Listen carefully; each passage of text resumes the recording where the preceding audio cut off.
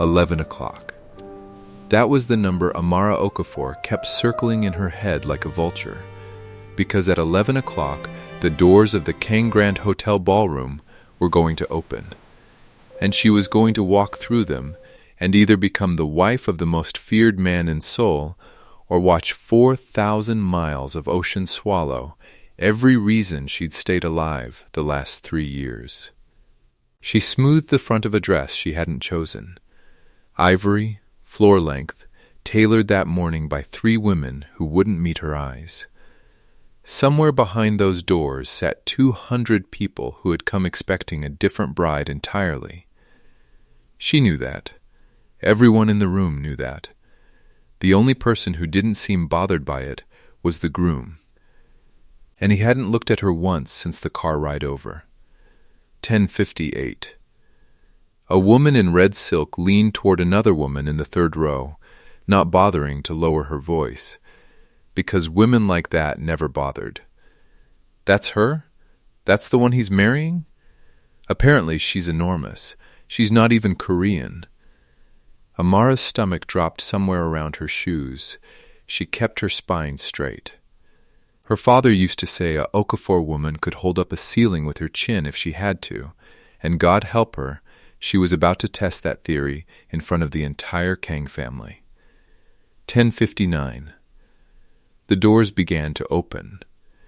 That was when Seo Yeon stood up. She was beautiful the way a blade is beautiful, and she'd spent 3 weeks telling anyone who'd listen that this wedding was a mistake somebody was about to pay for. Now she stood in the center aisle in a dress the color of old blood, and she said the 5 words that would end up on every gossip blog in Seoul by midnight. You bought the wrong bride. The room went dead silent.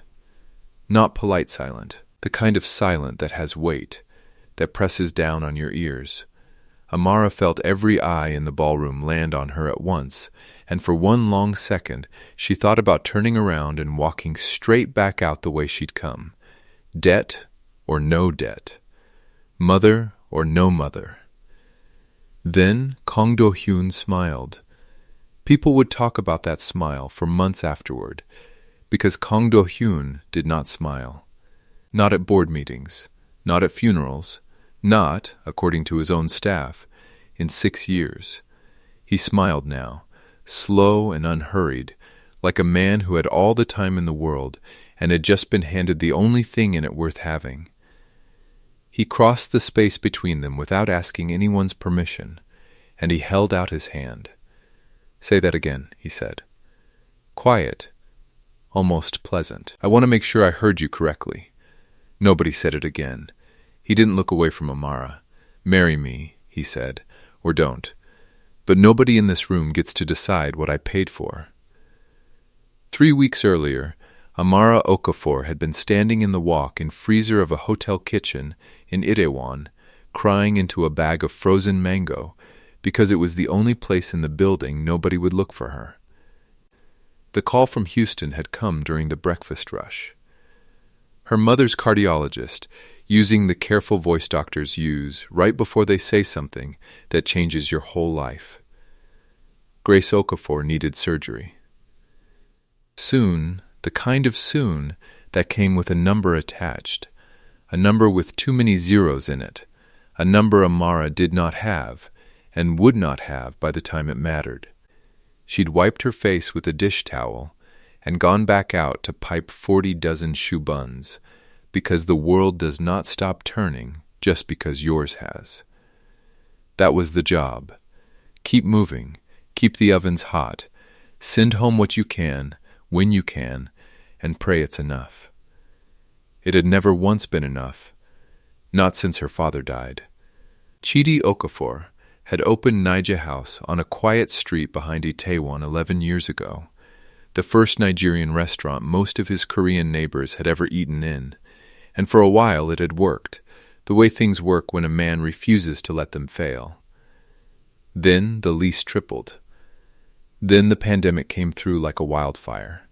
Then a smiling man named Bayek showed up with an offer that sounded like rescue and turned out to be rope. The loan had a name attached to it that made bank tellers go quiet when Amara mentioned it. Anne, as in Boss Anne, as in the kind of interest rate that isn't really about the money at all. Her father had died still owing most of it. Heart attack, the doctors said. Though Amara had her own theory about what 6 years of that particular kind of fear does to a man's heart, she was still owing it too. 2 nights after the phone call from Houston, a man she'd never seen before came into Nija House's empty dining room 40 minutes after close and sat down at her father's old corner table like he owned it. Miss Okafor. He didn't stand. You're behind again. I made a payment 2 weeks ago. You made a payment toward the interest. The principal hasn't moved in 8 months. He set an envelope on the table between them. Unopened. Mr. Ann is a patient man. He is running out of reasons to be. She didn't sleep that night. She sat on the floor of her small apartment, with her father's ledger open across her knees, doing math that never came out any different no matter how many times she ran it, and somewhere around 3 in the morning her phone buzzed with a text from a number she didn't recognize. I may have a solution to your situation. Coffee tomorrow. No obligation. Han Ji-woo. Kang Holdings. She almost didn't go. She went anyway, because a woman with a debt collector's face burned into her memory doesn't get to be picky about which strangers she meets for coffee. Han Ji-woo turned out to be a composed young man in a gray suit who ordered green tea and got straight to the point in a way Amara would come to appreciate deeply over the following weeks. You do know who Kang Do-hyun is, he said. It wasn't really a question. I know the names on half the buildings in Gangnam. That's the polite version of who he is. Han folded his hands on the table. There's an impolite version, too. I'll let you find out how much of it is true on your own time. What matters today is this.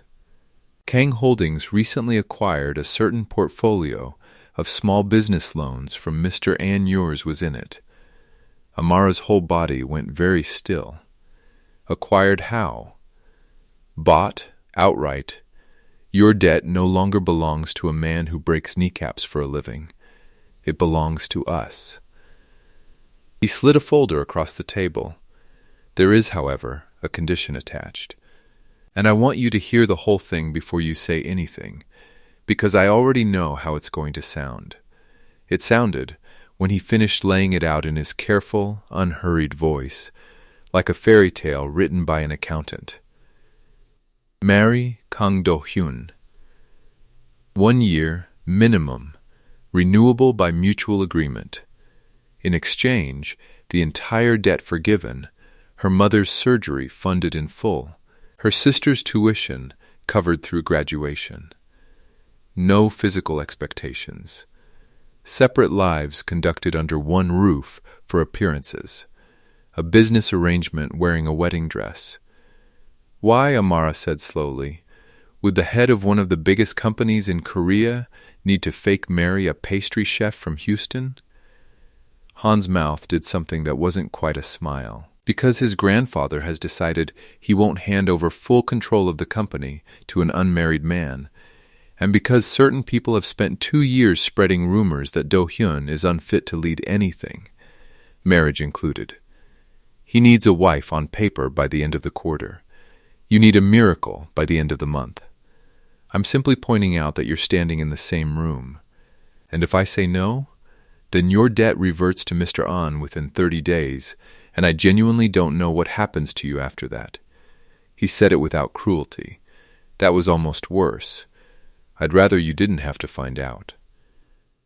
She met Kang Do-hyun for the first time 4 days later, in an office on the 40th floor, with a view that made her chest hurt a little. All that glass and gray sky and Seoul spread out underneath like something that couldn't possibly be real. He didn't stand when she came in either. She was starting to notice that about him. Miss Okafor. His voice matched the office. Cold, precise, expensive. Hans told you the terms. He has. Then you know this isn't a romance. I got that impression. Something flickered behind his eyes, gone before she could name it. Good. I don't want you walking in expecting one. I don't have the patience for it, and you don't need the disappointment. He finally looked up from whatever he'd been reading.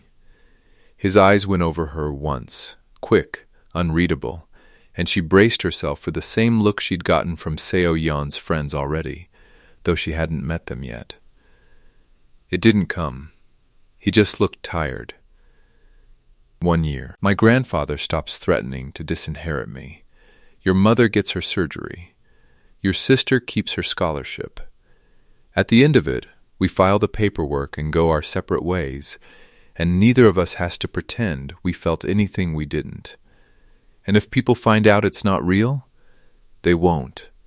He said it like a fact, not a hope. Because you're going to be very good at this, Miss Okafor. I looked into you. You kept a failing restaurant's books balanced for 2 years after your father died while working 2 other jobs.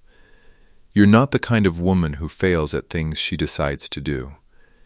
It was, she realized later, the closest thing to a compliment he knew how to give. She took the folder home. She read every line twice. She called her mother and lied about why she suddenly had good news, and she called her sister Zuri and told her the truth, because Zuri had never once in her life let Amara get away with lying to her. Wait, Zuri's face filled the phone screen, eyes huge. You're marrying a mafia boss. He says he's a businessman. Amara, nobody who's just a businessman needs a fake wife by the end of the quarter. Zuri leaned closer to the camera like she could climb through it. Is he hot at least? That is not the point. It is a little bit the point. 3 days after that, Amara sat across a conference table from Kang Do-hyun and a stack of documents thick enough to stop a door, and she did the thing her father had taught her to do before she ever signed anything with her name on it. She read every word, and then she started talking. 1, she said, I keep working. I don't care whose wife I am. I'm not sitting in a penthouse doing nothing for a year. Agreed. He didn't even look up. 2, you don't touch my family's money situation beyond what's already on paper. No surprises. No strings I don't know about. Agreed. 3, whatever this is, in front of your people you treat me like a person. Not an accessory. Not a line item. She waited for the pushback. It didn't come. I can do that, he said, and for the first time he actually looked at her while he said it, long enough that she felt it somewhere under her ribs. Anything else? Yeah, she picked up the pen. If your grandmother's china is white, I'm probably going to break something eventually. Fair warning. The corner of his mouth moved. Not a smile, not quite, but something close enough that she noticed it, and something in her filed the observation away without asking herself why. She signed her name on the line. He signed his beneath it. Somewhere in that room a debt disappeared, and a different kind of debt began, and neither of them said out loud what they were both quietly thinking, which was that the paper in front of them was a lie they'd both agreed to tell, and lies like that have a way of growing teeth. The Kang residence turned out to be less a house than a very quiet museum. White walls, white furniture, so much glass that Amara's first thought walking in was that it felt like living inside a refrigerator. A woman in her 60s met them at the door, small and sharp-eyed, wiping her hands on an apron even though nothing in the house looked like it had ever been cooked in. Mrs. Yoon, Do-hyun said. She runs the house. She'll show you where things are. Mrs. Yoon looked Amara up and down, slow and thorough, the way a woman sizes up a fish at the market. You eat meat? I eat everything, Amara said. My father would have disowned me otherwise. Something in Mrs. Yoon's face eased, just slightly. Good. This house doesn't know how to feed anybody. Come. I show you the kitchen you're not allowed to touch." That got the smallest sound out of Do-hyun, low in his throat, gone before Amara could turn and catch it properly. She was starting to keep count of those, too. Her third night in the house, Amara couldn't sleep. Grief has a schedule of its own, and hers had chosen 2 in the morning, 3 weeks after her father's death anniversary, 4,000 miles from anyone who remembered him the way she did. She gave up on sleeping and went looking for the kitchen Mrs. Yoon had warned her off of. It was the one warm room in that whole cold house, low light, copper pots hung along one wall. She found rice, palm oil, tomatoes, a jar of dried crayfish someone had clearly bought and never used. Enough, if she stretched it, for jollof. She was still stirring it 40 minutes later, hair tied up, humming something her mother used to sing on Sunday mornings, when she felt someone watching from the doorway. Do-hyun stood there in a t-shirt instead of a suit, which was somehow more disorienting than anything else that had happened since she moved in. He didn't say anything. He just watched her cook like it was the strangest thing he'd seen in years. "You're allowed to come in," she said. I checked. "Mrs. Yoon only banned me. I don't cook." I noticed. "Your fridge has 4 bottles of water and something I'm scared to identify." She plated a small bowl and held it out before he could refuse. "Sit, try it. If you hate it, I'll never mention it again." He sat. He took the bite like a man diffusing something. She watched his face very closely, because she'd already learned that his face was the only honest thing about him, if you knew how to read it. He went very still. "What?" she said. "Is it bad?" No, his voice had changed, just slightly, gone somewhere quieter. "It's not bad. You can say it's good. I won't tell anyone you have feelings." That got it. The smallest crack, right at the corner of his mouth, there and then gone, like a light behind a curtain, almost a smile. "Almost, it's good," he said finally, like the words cost him something. "I haven't had anything like it before. It's my mother's recipe. My father used to make it every Sunday back home."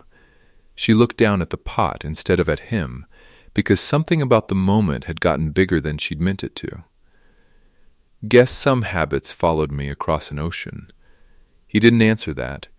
He just finished the bowl, slowly, in a silence that didn't feel cold, for once. And when he stood to leave, he paused at the door long enough to say, "You can use the kitchen whenever you want," which from him, she was starting to understand, was practically a love letter. The Kang Holdings Foundation Gala happened 6 weeks into the marriage, and Amara understood within the first 10 minutes that she'd been sent into it like a lamb into a very well-lit slaughterhouse. The dress Han's team had chosen was beautiful, and did nothing to hide the fact that she was the only black woman in a ballroom of 400 people, and definitely the only one whose body didn't look like it had been engineered in a lab. She held her chin the way her father taught her, and walked in on Do-hyun's arm like she belonged there. Because she did. Seo-yeon found her within the hour, flanked by 2 women who laughed at everything she said before she'd finished saying it. "I have to know," Seo-yeon said, swirling champagne she wasn't drinking. "Was it the money, or does he have a thing for exotic?" "Excuse me? I mean it as a compliment. Some men like variety." Seo-yeon's smile didn't move past her mouth.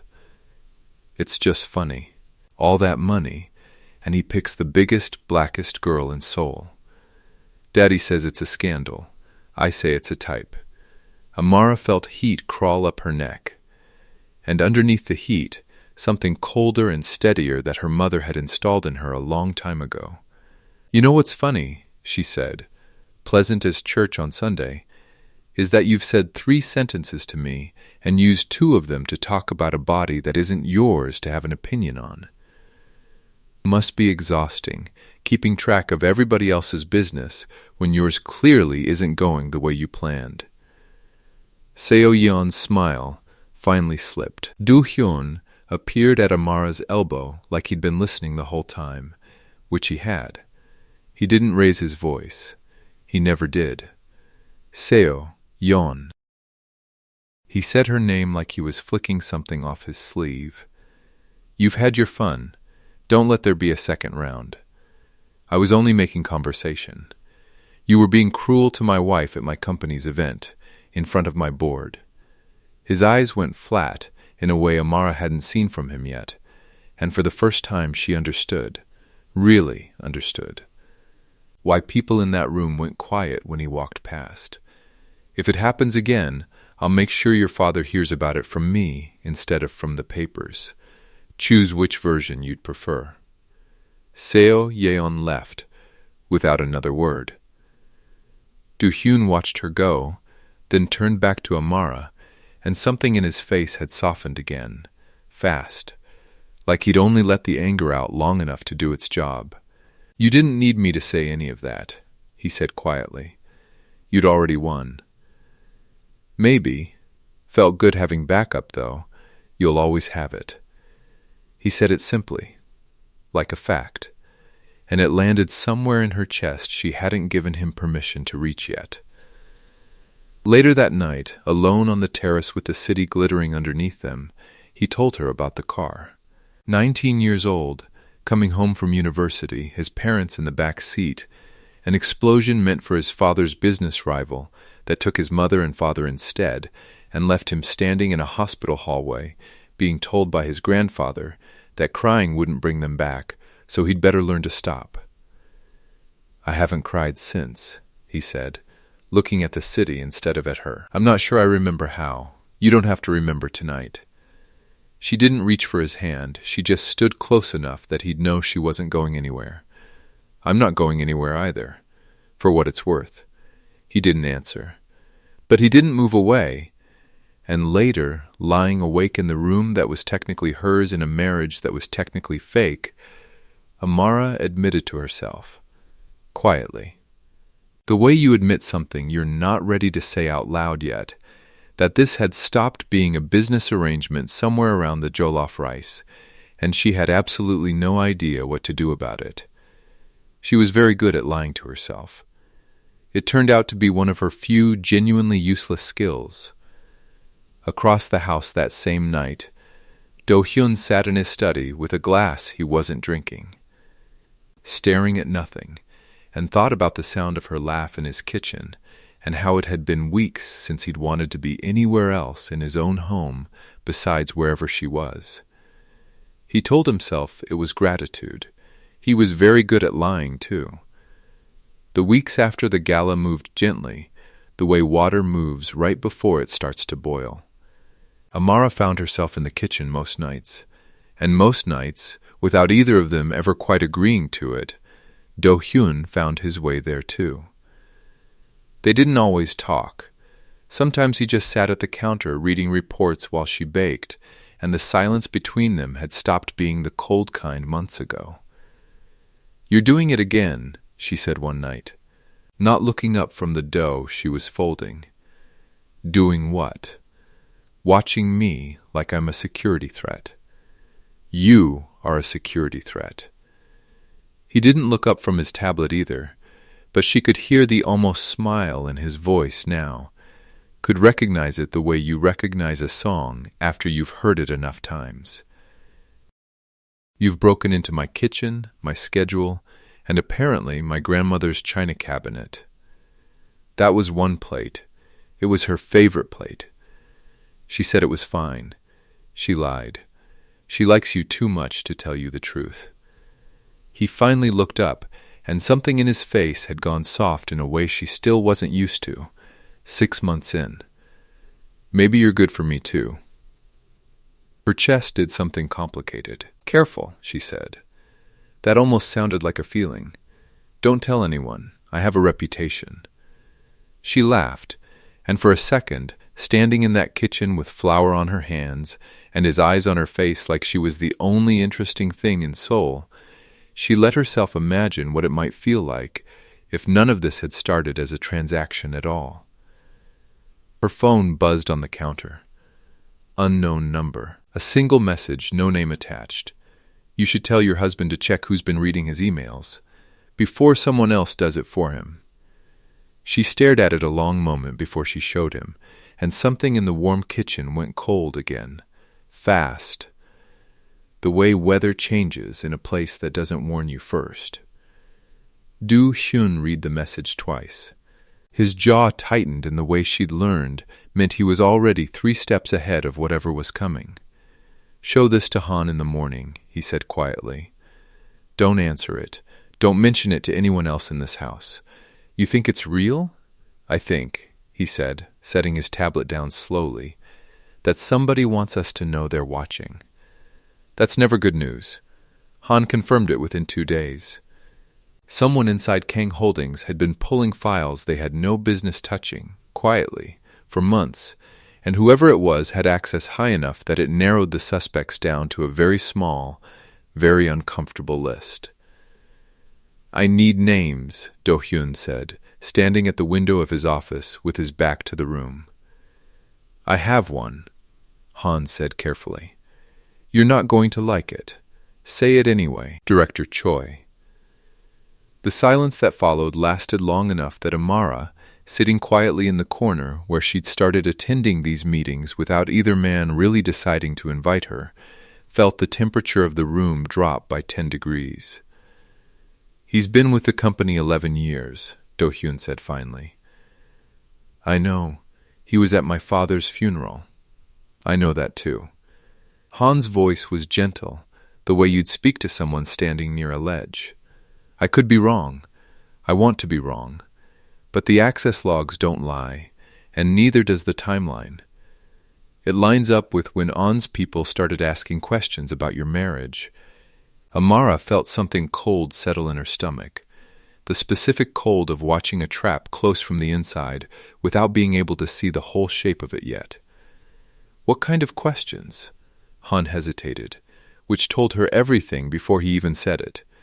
Whether the debt payoff came from company funds, he said, or from your husband's personal accounts. It came from mine, Do-hyun said flatly, every one of it. I made sure of that specifically so this couldn't happen. I know it did, Han said. The question is whether anyone can prove that fast enough if Choi decides to say otherwise first. 3 days later, the surveillance photos surfaced.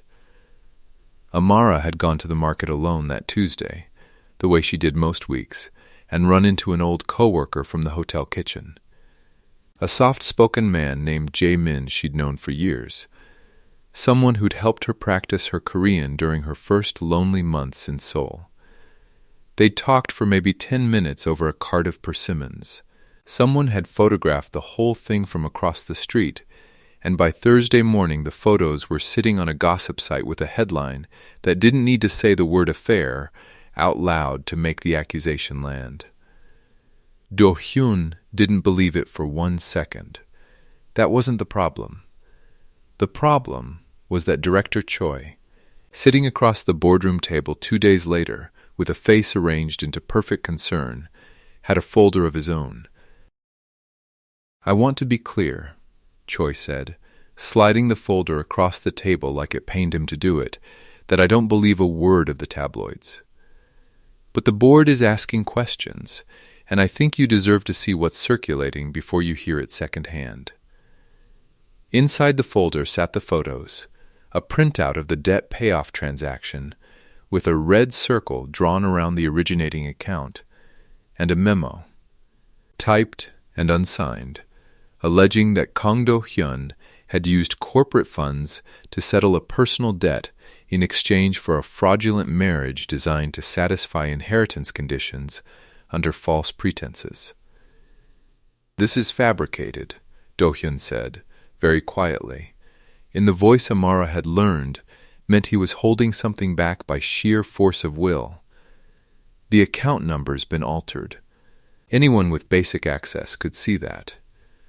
I agree it looks that way, Choi said smoothly. But the board doesn't have basic access, Do-hyun see. They have a scandal, an emergency vote scheduled for Friday, and Boson's people telling anyone who'll listen that the Kang family's succession has been compromised by fraud. I'm trying to protect you. I need you to let me. The vote, when it came, wasn't really a vote. It was an ultimatum dressed as one. Annul the marriage, restore the original alliance with the An family, and the board would quietly bury the fraud allegations before they reached the regulators. Refuse, and Choi's folder would find its way to people who'd make sure it didn't stay quiet. That same afternoon, a woman Amara had never met called her private line and identified herself only as someone who worked closely with Boss Ann. "Your mother's surgery," the woman said, pleasant as a knife wrapped in silk, was funded through a foundation with ties to Kang Holdings. Foundations can have their funding reviewed. Investigated, even. It would be a shame if that happened right before an operation like that. Your sister's scholarship works the same way, doesn't it? Funny how much can unravel once people start asking questions. "That's a threat." "It's a Tuesday," the woman said, and hung up. Amara sat alone in the penthouse that night, with the phone still warm in her hand, running the math the same way she'd run it 3 weeks before her wedding, and coming out the other side with the same answer. There was no version of this where she fought, and her mother's surgery stayed untouched. No version where she stayed, and Zuri's tuition survived the fallout. The board wanted a clean story. Boss Ann wanted his daughter back in that family, and the only thing standing between her family and the version of this where everyone she loved paid for a mess she hadn't made was a single signature. Chairman Kang came to see her the next morning. Alone, without Do-hyun knowing. He looked older than she'd ever seen him, the weight of the company visible in the set of his shoulders. "I am asking you," he said, and it clearly cost him something to say it that plainly, to consider what's best for my grandson's future, not what feels best today. "You're asking me to leave. I'm asking you to protect him from a war he cannot win in a boardroom this week. There will be other weeks." He didn't quite meet her eyes. "I am not a cruel man, Miss Okafor, whatever you've been told. I am a frightened old man trying to keep the only family I have left standing." She signed the annulment papers on the kitchen table where she'd once fed a cold man warm rice, and watched something in him crack open for the first time in years. She left before Do-hyun came home, because she knew if she saw his face, she wouldn't be able to do the one thing that would keep her family safe. And she took a flight to Houston that night, with nothing but a suitcase and a silence in her chest that felt like it might never lift. Grace Okafor's surgery went well. Amara sat by her mother's hospital bed for 11 days and told herself over and over that this was what love looked like when you loved more than one person at a time, that some choices don't have a version where nobody bleeds. It was Zuri who found the envelope, 3 weeks later, tucked inside their father's old ledger. The one Amara had shipped home in a box she hadn't had the heart to unpack. Inside it were copies, made years ago and forgotten, of every original loan document from Bossan's operation, the real account numbers, the real dates, proof beyond any forger's reach that Chidi Okafor's debt had existed exactly as Do-hyun's people described it, and that the payoff had come, dollar for dollar, out of a personal trust account that had nothing to do with Kang Holdings at all. Amara, Zuri's voice shook. "This is everything. This proves Choi lied. All of it." Amara stared at the papers in her hands like they might disappear if she blinked. Then her phone rang. Han Ji-woo, a number she hadn't deleted no matter how many times she'd told herself to. "I have something," he said, without preamble, the careful calm in his voice cracking just slightly at the edges. A recording. Choi, on a call with On's people, 3 days before he brought that folder into the boardroom. He admits everything. "I've had it for 6 days. I didn't send it sooner because I needed to be sure it couldn't be dismissed as edited, and because," he paused, and when he spoke again, his voice had gone rough. "Because Do-yoon hasn't smiled once since you left, and I didn't know if you'd want to know that, or if it would only make things harder. When's the vote to make the annulment permanent?" 2 days. Friday, emergency session, full board, half the financial press in the city. He hesitated. "Amara, if you come back for this, it's not quiet anymore. Everyone will know exactly who you are." "Good," she said, and found, for the first time in 3 weeks, that she meant it completely. "I'm tired of being quiet about who I am." She flew back to Seoul on the earliest flight she could get. Zuri's proof and Han's recording both saved in triplicate across 3 different devices, because her father had taught her never to carry all your eggs in one basket, especially when someone's trying to steal the basket. The boardroom on Friday morning was packed past capacity, exactly the way Han had warned her it would be. Reporters lined the back wall. Board members sat in rows like a jury that had already reached its verdict. Bosan sat near the front with Seo-yeon beside him, both of them wearing the particular satisfaction of people who believe they've already won. Do-hyun stood at the head of the table, and Amara watched, from the doorway, the exact moment he saw her. He didn't move. For 1 long second, neither did she. Then Director Choi, mid-sentence, mid-motion toward the vote he'd spent months engineering, turned and saw her too, and every drop of color left his face. "This session isn't open to outside parties," Choi said. "Too fast. Too loud." "I'm not an outside party." Amara walked into the room like it belonged to her, because in every way that mattered, it was about to. "I'm the woman you tried to erase to cover your own theft. I think I'm the most relevant person in this building right now." "Security, sit down." Choi, Chairman Kang's voice cut across the room, quiet but absolute, and every head turned.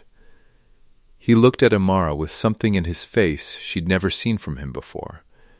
Not quite an apology, not yet, but close. "Let her speak." She set the ledger pages on the table one at a time, letting the room see exactly what they were. My father's original loan documents, real account numbers, real dates. Every one matches what Kang Holdings has said from the beginning, down to the one. She looked at the board, not at Choi. The payoff came from Do-hyun's personal trust. Not a single company account was touched. Whatever was in that folder Director Choi brought you 3 days before this vote wasn't evidence. It was a forgery, built to make an honest transaction look like fraud. "That's a serious accusation," Choi said, but his voice had lost its smoothness entirely. "It's not an accusation." Han stepped forward and set a small recorder on the table, his hand steady even though his jaw wasn't. "It's a recording. You, 3 days before you brought that folder into this room, discussing the fabrication with a man employed by Boss Ann. The room that followed the recording's 12 seconds of playback was the kind of silence that has a sound of its own." Choi's voice, unmistakable, laying out exactly how the account numbers had been altered, exactly what he'd been promised in return. Bosan stood so fast his chair scraped back across the floor. "This is manufactured. Recordings can be manufactured." "So can loyalty, apparently," Do-hyun said, and for the first time since Amara had walked in, he looked at Choi directly. 11 years. You were at my father's funeral, Choi. You held my grandfather's arm." Choi didn't answer. He didn't need to. His silence answered for him. Chairman Kang rose slowly from his seat at the head of the table, and when he spoke, his voice carried to every corner of the room, without ever rising above conversational. "I owe this family an apology I should have given months ago." He looked at Amara, and something old and tired and finally honest moved across his face. I told myself I chose this marriage for the company, for the board, for an inheritance clause I invented to control a grandson I didn't know how to love any other way. The truth is simpler and less flattering.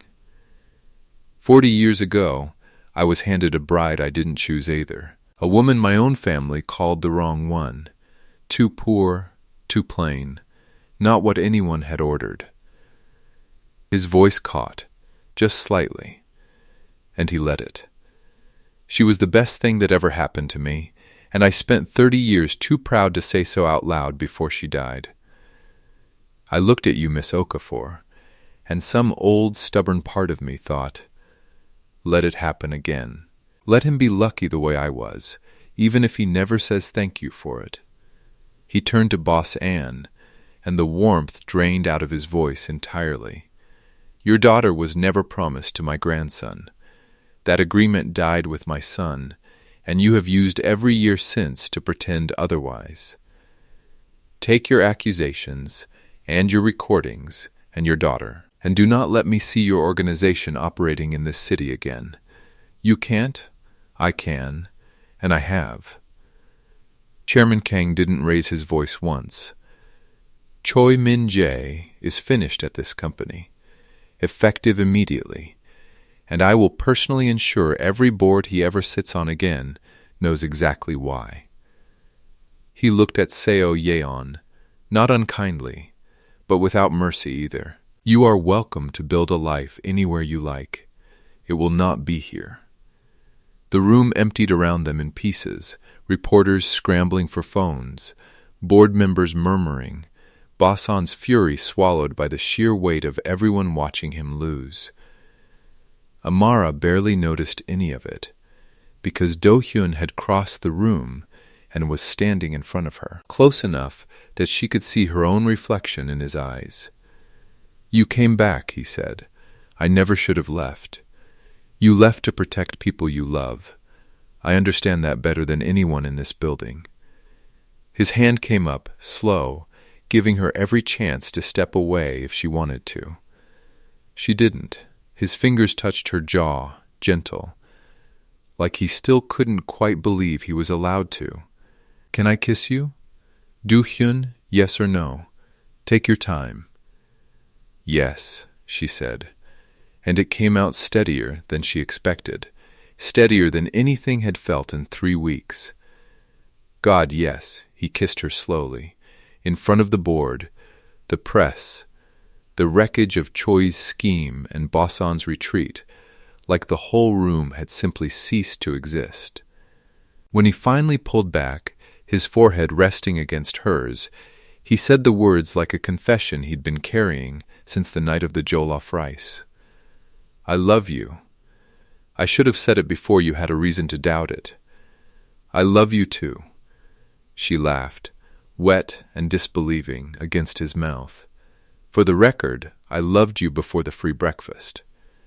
Behind them, Han quietly picked up the annulment papers from where they'd sat untouched on the table since Friday's session began, walked them to the fireplace along the back wall, and fed them into it 1 page at a time. Nobody in the room stopped him. Nobody wanted to. 1 year later, the sign above the little shop on the corner behind Itaewon read Naija House Bakery.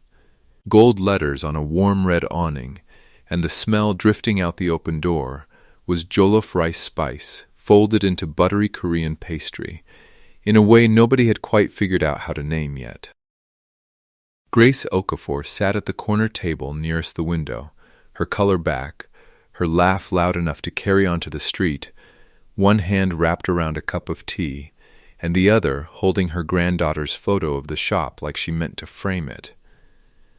Zuri worked the register in an apron 2 sizes too big, narrating the whole scene under her breath to a video call with her college roommate. This is literally the plot of a drama. I called it a year ago. Amara came out from the kitchen with flour on her hands, and her father's recipe notebook tucked under one arm, the cover carefully restored, the water-damaged pages painstakingly reproduced by a specialist Do-hyun had quietly hired, without ever mentioning it, until the day he handed it back to her. Translated line by line into Korean in the margins, so Mrs. Yoon could finally read it too. Mrs. Yoon had the egusi soup recipe half memorized already. She refused to admit it took her 3 tries to get right. The wedding, when it finally came, wasn't the one from the ballroom with the ivory dress nobody had chosen for her. This one happened in a garden behind the Kang house in autumn, with her mother walking her down one side of the aisle and Chairman Kang, gray and steady and finally, genuinely warm, walking beside her on the other, because he had asked, quietly, if he might stand in for the father who couldn't, and she had said yes before he finished the question. Zuri stood up front sobbing through her own toast. Mrs. Yoon cried into a dish towel she'd brought specifically for the purpose. Han stood near the back looking like a man who'd finally exhaled after a year of holding his breath. Do-hyun waited at the end of the aisle in the late gold light, and when Amara reached him, he did the thing that had once made an entire ballroom go silent, the thing that used to be rare enough to make the papers. He smiled. All the way, no almost about it. There he is, she whispered, just for him. There you are, he said back, and meant it as completely as any 2 people ever have. Not the bride anyone ordered, not the alliance anyone planned, not the photograph anyone approved, not the story anyone in that first ballroom expected to be telling a year later. Just the one he chose, in front of everyone who told him not to, and chose again every single morning after, in a kitchen that had finally learned how to be warm. Thank you so much for staying with Amara and Do-hyun all the way to the very end. If you felt every bit of what it cost her to walk back into that boardroom and put her whole self on the table in front of people who'd already decided she didn't belong there, I made this one for you.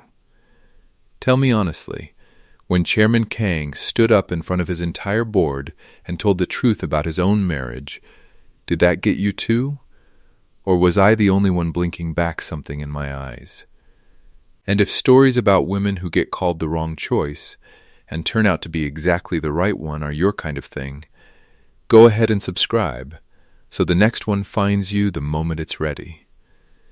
Sometimes the family that saves you isn't the one you were born into, or the one anyone approved for you. It's the one you build, on purpose, with someone who finally sees you clearly. I'll see you in the next one.